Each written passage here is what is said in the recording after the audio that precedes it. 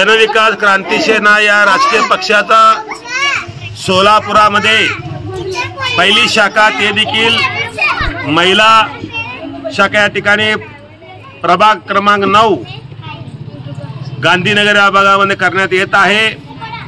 प्रामुख्याने या ठिकाणी कामगार वस्ती त्याचबरोबर गरीब वस्ती विकास खुंटलेला असताना विकासाचा ध्यास घेऊन आम्ही या ठिकाणी शाखा उद्घाटन केलं।